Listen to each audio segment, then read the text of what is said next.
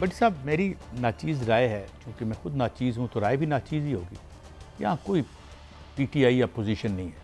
इस वक्त सबसे बड़ी जो अपोजिशन है इस सरकार की, जो भी ये सरकार है, वो मईशत है।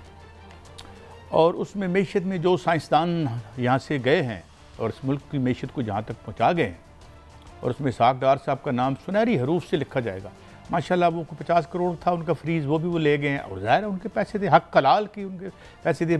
मकान भी गालबन बेच गए या नहीं बेच के, लेकिन इस मुल्क की मईशत के साथ जो हुआ है उनकी नाक के नीचे, और दीगर हफीज़ शेख साहब हो जाएं, शौकत अजीज़ साहब हो जाएं, मोइन कुरैशी साहब हो जाएं, you name it, all of them, even Shaukat तरीन साहब हो जाएं।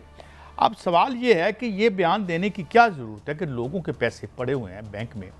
पहले किसी ने बताया जी कि जो लॉकर है, खुदा खास्ता वहाँ अगर डाका पड़ जाए तो सिर्फ 6 लाख या 7 लाख की गारंटी है, वहाँ पे लोगों के जेवर पड़े हुए हैं, वट एवर। ये आपकी मेरी जेब इतनी आसान है काटना। कई सब गुजारिश ये है, असल जो कह रहे हैं इस मुल्क का इशू ही इकॉनमी है। यार खबर देखिएगा, ये बड़े बड़े अखबार में बैंकों में सिर्फ 5 लाख की रकम का कानूनी तहफ़्फ़ुज़, यानी कि आपकी 1 करोड़ 95 लाख तो आपका गया, समझे, डाका पड़ गया आपके हाथ में।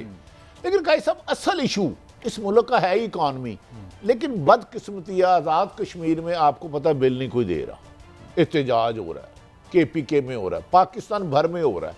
लेकिन एक तरफ ये गैर जिम्मेदाराना बयान, दूसरा जो आइंस्टाइन आपने इसहाक डार साहब को कहा है, सारी पॉलिसियाँ पिछले 17 माह तो नवाज शरीफ खुद चलाते रहे, खुद शहबाज शरीफ फरमाते रहे कि मैं लंदन भाई से जाके पूछूंगा मैंने क्या करना है।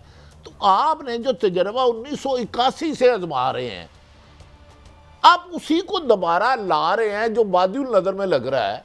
तो इस मुल्क में जब तक सियासी इस्तेकाम नहीं आएगा, माशी सूरत हाल बेहतर नहीं होगी, गरीब से तर होगा, अमीर 90% पैसे बाहर ले जाने लग पड़ा है।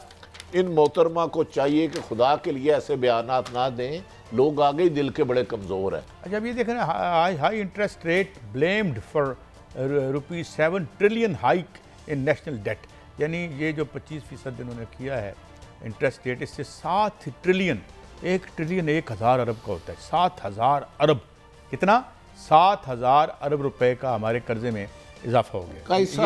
26,000 अरब का मुनाफा आपके बैंकों ने कमाया जो अब डिफॉल्ट हो रहे हैं। इस सरह सूद पर कोई भी बंदा बिजनेस नहीं कर सकता, जो चला रहा है वो भी नहीं चला सकता। आपने 5 करोड़ रुपया इन्वेस्टमेंट किया एक बिजनेस में, जितनी महंगाई हो गई आपको 5 करोड़ रुपये और भरना पड़ेगा। वो 25% आपने या 24% बैंक को सूद देना है, तो आपका कारोबार खेत मिट्टी चलेगा। आप इधर बेचेंगे, यहाँ बैंक में रखेंगे, यहाँ बाहर पैसे ले जाएंगे, आखिर में क्या रखना है। लेकिन कई सब मुझे बताया ना, ये संगीन सूरत हाल आप भी जानते हैं, मैं भी। क्या हमारे हुक्मरान ये नहीं समझते कि इस वक्त सियासी जमातों को बनाना या तोड़ना या जोड़ने की बजाय मुल्क को जोड़ने की ज़रूरत है? मैं देखिए उन्होंने क्या समझना है, उनको पता है, वो बड़े क्लियर हेडेड हैं। उन्हें इस मुल्क पे जिन लोगों का इस मुल्क के बैंकों पर एतमाद नहीं है, या वो यहाँ प्रॉपर्टियाँ नहीं रखते, जो अपने माल बाहर रखते हैं, वो यहाँ क्यों आते हैं, ये सब के पता है। लेकिन मैं आपको एक और तरफ लेके जाना चाहता हूँ। आज एक प्रेस रिलीज़ भी आई प्राइम मिनिस्टर ऑफिस से, और ये बड़ी एक खुशाइंद बात है। इस वक्त जो है हमारी अस्करी क़यादत भी जो माशी ओवरसाइट उसमें वो शामिल है, और ये जो अभी फवाद साहब के हवाले से तो बहुत रिजर्वेशन है इस मुल्क के लोगों की।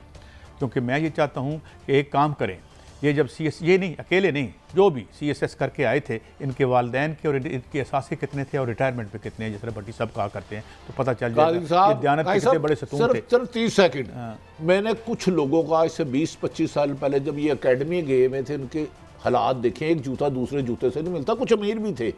ये तुम्हारे आपके और मेरे अवाम के खून से होते हैं। दुनिया में कोई पॉलिटिशियन करप्शन नहीं कर सकता जब तक सरकारी ब्यूरोक्रेट शामिल ना हो। ओहो भट्टी साहब, उनको सुरखाब के पर लगे होते हैं जिनके 14-14 लाख रुपए तनख्वाहें बढ़वा देते हैं। ये नहीं, तनख्वाहें ले 14 करोड़ से खत्म नहीं हो रहा। एक बता दूं, एक प्राइवेट जो आप निजकारी कर रहे हैं, 2 से ज्यादा सौदा हुआ। मैं ये कहता हूँ नहीं चले, हमें फैसिलिटेशन काउंसिल को हम अभी भी उस पर एतमाद का इजहार करते हुए ये कहते हैं कि सबसे पहले तो ये देखें कि इन्होंने आज तक जो प्राइवेटाइजेशन की है उसका नतीजा क्या निकला है। पहले से बताए इन्हें ही दोबारा मशीन लगाने की जरूरत क्या थी? मुझे बताएं। ये तो मुझे काकड़ साहब बताए ना। काबिल एहतराम है, काबिल होंगे, बहुत काबिल होंगे। काकड़ साहब बताए ना, क्योंकि वो तो वो प्राइम मिनिस्टर है। उनकी एक आधी खूबी। और तो काकड़ साहब ये भी बता दें कि वो क्या मोहम्मद अहमद खान साहब से उनकी मुलाकात हुई वहां पे या नहीं हुई? सियासी व्यवस्था जुड़ी हुई है। हाँ। तो ऐसे में आप इस मुल्क को क्राइसिस से निकालने की बजाय क्राइसिस में डालने की वजूहात बता रहे हैं लोगों को।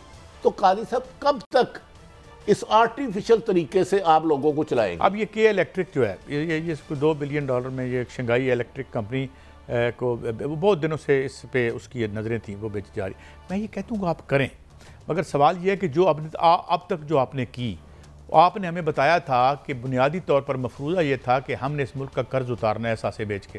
कर्ज $130 बिलियन से बढ़ गया, घर का सामान बिक गया। अच्छा और उसमें नहीं, मैं बड़ी साहब एक बात कर दूं, यानी एक बैंक जो बिका जिस भोंडे तरीके से, वो आपके सामने। और अरे सुनते रहे, एक टेक्सला इलेक्ट्रिकल कम्प्लेक्स था, गालिबन अगर मैं नाम ठीक कह रहा हूँ तो उस वक्त प्राइवेटाइजेशन कमीशन के चेयरमैन कौन थे? मोहम्मद जुबैर साहब। जब उसको प्राइवेटाइजेशन के लिए रखा गया तो पता चला कि जिस कंपनी को देने का इरादा है वो 3 दिन पहले रजिस्टर हुई है। बड़ी सुबकी हुई। खैर साड़ी बेइज्जती तो होती ही नहीं ना, मगर इसकी सजा क्या दी? सजा के तौर पर उन्हें सिंध का गवर्नर लगा दिया।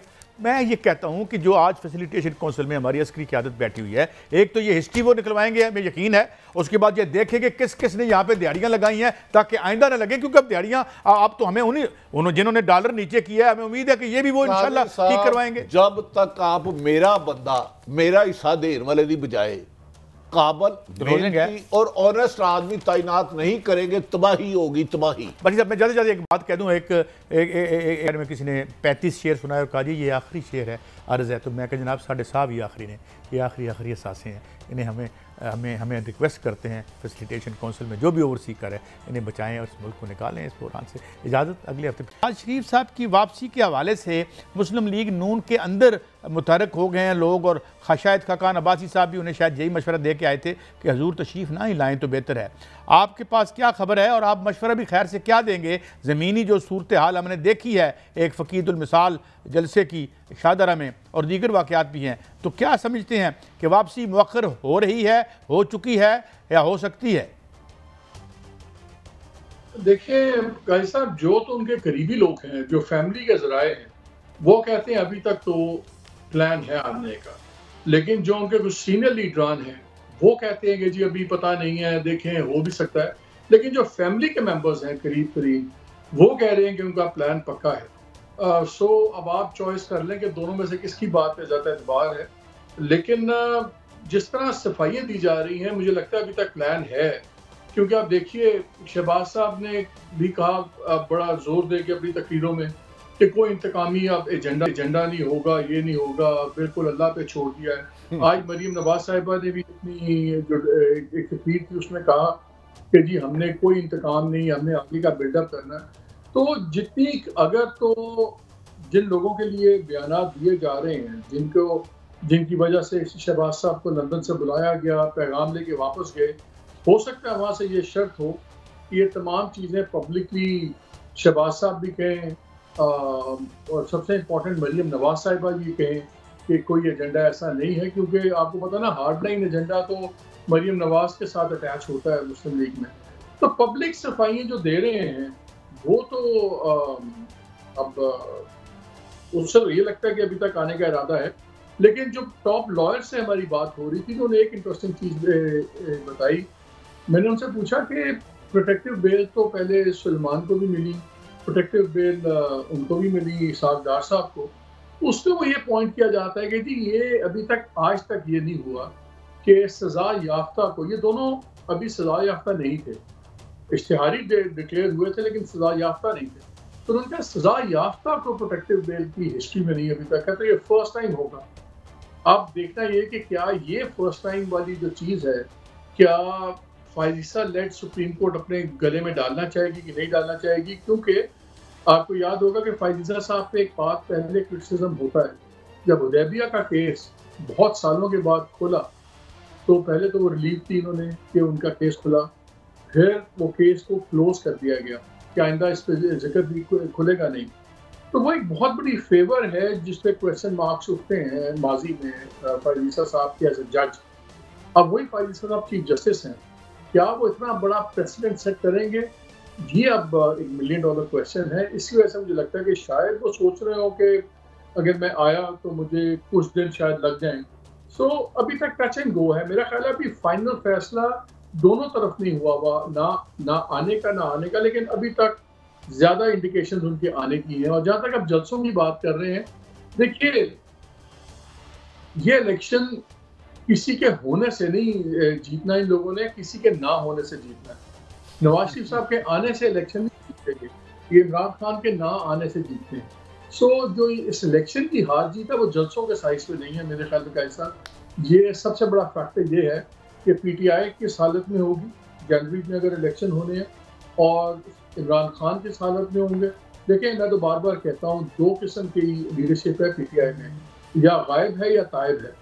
अब आहिस्ता आहिस्ता हम देखते हैं गायब निकलते हैं तो तायब हो जाते हैं। कल की एग्जाम्पल लेटेस्ट है आपके पास, उस्मान डार साहब आए, पहले गायब थे अब तायब हैं। और ये सीरियस डेवलपमेंट्स हैं, इनका बयान बड़ा खतरनाक हो सकता है।